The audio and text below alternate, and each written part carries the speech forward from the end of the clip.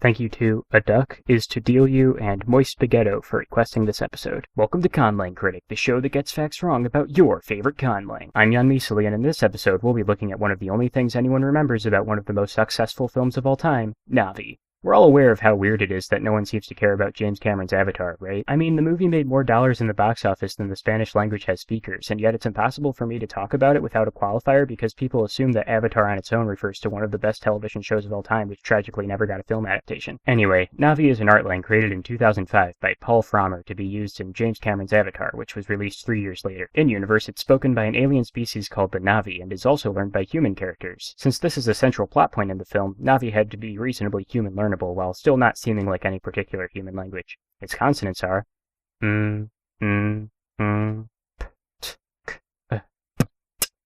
t, z, s, w, l, y, r. I actually really like this inventory. It's not like the Klingon inventory where it's trying really hard to sound weird. The only thing it's doing that's uncommon is replacing the typical voiced-unvoiced distinction for the stops with a stop-ejective distinction. That alone is enough to make it sound not too European. Na'vi's vowels are e, u, o, a.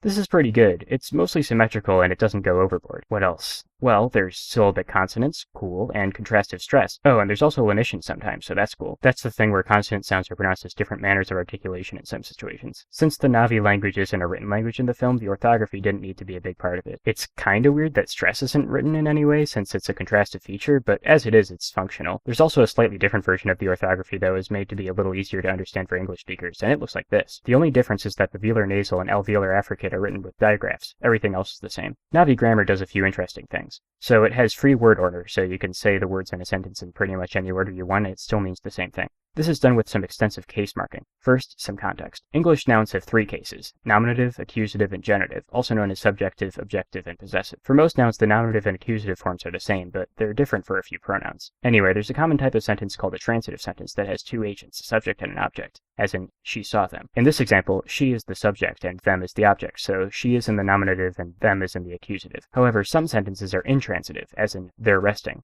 There's only one agent in this sentence, but is it a subject or an object? English says it's a subject, so they is in the nominative case. This is called nominative-accusative alignment, and it's what most languages with cases do. However, there's some languages that say that the one agent of an intransitive sentence is an object instead. These languages put subjects in the absolutive case and objects in the ergative case. This is called ergative-absolutive alignment, and it's a lot less common in the nominative-accusative alignment. However, there's a third option less common than either alignment, and that's saying that the one argument of an intransitive sentence is its own thing and not a subject or an object. This is called tripartite alignment, and it's what Na'vi does. Na'vi puts subjects in the ergative case, objects in the accusative case, and agents of intransitive sentences in the absolutive case. On top of that, Na'vi has a genitive case, like what English does with the apostrophe s suffix, a dative case for indirect objects, and a topical case for marking the topic of conversation, like what Japanese does with the particle wa. All that put together makes it pretty unconfusing what exactly a noun's role in a sentence is. Oh, and there's also grammatical number, but instead of just singular and plural, there's also a dual and trial, which are very nice. Na'vi vocabulary is relatively small, but what is there implies something deeply rooted in a rich culture. Like, there's a significant portion of the vocabulary dedicated to different arts, and there's a distinction between physical health and mental health, which implies a society that cares about both. Also, the word for moron is straight up Jake Sully, which I'm assuming is the name of one of the main characters? I don't remember anything about this movie. All in all, I'd say that I like Na'vi more than I like Ithquil, but not as much as I like K-Bop, making it the second best artlang reviewed so far. Thanks for watching, and I'll see you next time, where I'll be reviewing Fluid Lang.